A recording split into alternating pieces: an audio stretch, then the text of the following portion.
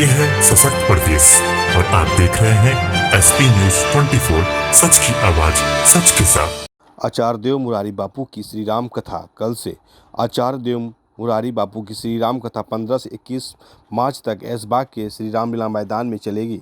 अयोध्या में प्राण प्रतिष्ठा महोत्सव के उपलक्ष्य में आयोजित होगी श्री राम कथा एवं यज्ञ के बारे में आचार्य देव मुरारी बापू ने बताया कि श्री रामलीला की प्राण प्रतिष्ठा अवधपुरी में हुई है तो लखनऊ भी लक्ष्मणपुरी है।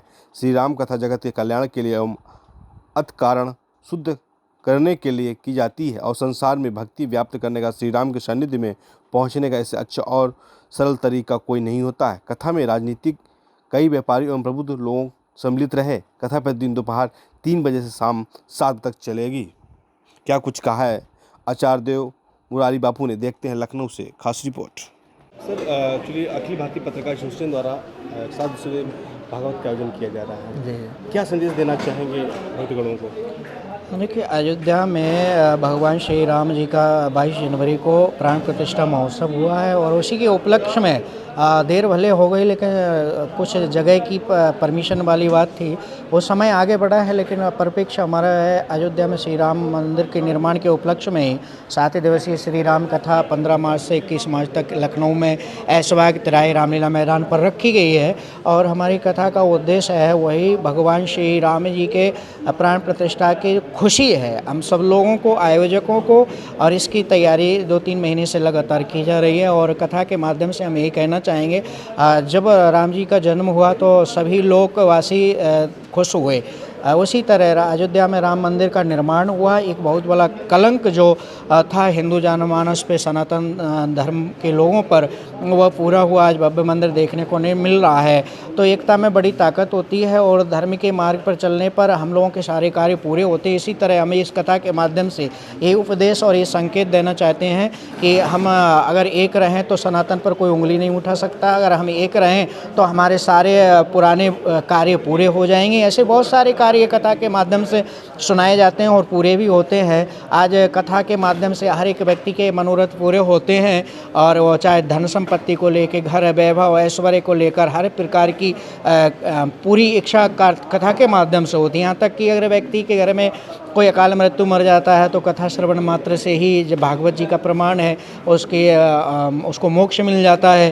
तो हम लोग ऐसे व्यक्ति हैं, ऐसे ज्ञान के मार्ग पर चलकर ये न सीख पाए कि मरने के बाद कोई हमें कथा सुनाए। उससे अच्छा हम जीवित ही अपने जीवन में कथा सुन लें और अपने जीवन को कृतार्थ करें। भगवान श्री राम का उद्देश्य भी यही था। उन्होंने कहा भी इस शरीर का लाभ केवल यही है कि भजन करें, भक्ति करें और अपने जीवन को धन्य करें। ये भगवान श्री राम जी का वाक्य राम जी ने उत्तराखंड में खुद अपनी सभा में हाथ जोड़कर सब लोगों से कहा है, यह तन कर फल विषय न वाई, स्वर्ग अल्प अंत दुखदाई। तो हमारे जीवन का उद्देश्य क्या है, ये कथा ही हमको सिखाती है। इसलिए हम कथा के माध्यम से अपने जीवन को सफल बना सकते हैं। सर, अभी आपने जैसे कहा कि अयोध्या का नाम, फैजाबाद का नाम अयोध्या हो गया, क्या इस पर भागवत के द्वारा कोई मैसेज ऐसा देना चाहेंगे जो लखनऊ का नाम, जैसे लक्ष्मण जी के नाम से लोग कहते हैं? अभी हाल में ही सनातन महिलाओं ने भी 5000 महिलाओं ने एक कथा का आयोजन करा जिसमें लखनऊ का नाम लक्ष्मणपुरी अपील की। जी जी हाँ, ये फैजाबाद का नाम बदल कर, ये योगी जी ने, उत्तर प्रदेश के मुख्यमंत्री सम्मानीय योगी जी ने फैजाबाद का नाम बदल करके अयोध्या धाम रखा है। तो इसी तरह हमारा भी ये उद्देश्य है और मांग हमारी कई वर्षों से चल रही है कि लक्ष्मणपुरी का भी नाम बदल करके लखनऊ की जगह लक्ष्मणपुरी रखा जाए, क्योंकि पुराना नाम जो था ये अयोध्यापुरी रामलला और लक्ष्मणपुरी लक्ष्मण जी का धाम।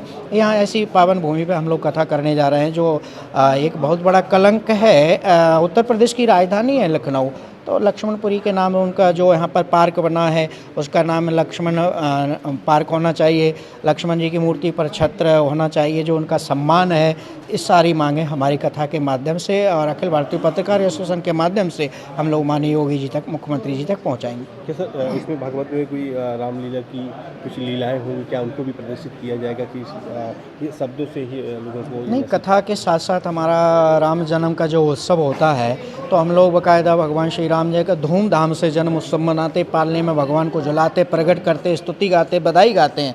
इसके बाद भगवान श्री राम जी का जनकपुर में जैसे विवाह होता है, यहाँ पर भी हमारे कथा के माध्यम में बीच में भगवान श्री राम, लक्ष्मण, सीता जी इन सब की झांकी होंगी और जो एक रूपरेखा बरमाला का कार्यक्रम जैसे होता है उसी तरह झांकी के माध्यम से श्री राम और सीता एक दूसरे के गले में बरमाला पहनाएंगी। ये जो उत्सव होता है वो सारे के सारे उत्सव, उसके बाद राज तिलक भगवान श्री राम जी की झांकी होगी, सीता जी की, और राज तिलक का जो कार्यक्रम होगा लास्ट 21 मार्च को हम वो करेंगे। तो कथा के साथ साथ झांकी का भी यहाँ कार्यक्रम में आयोजन रखा गया।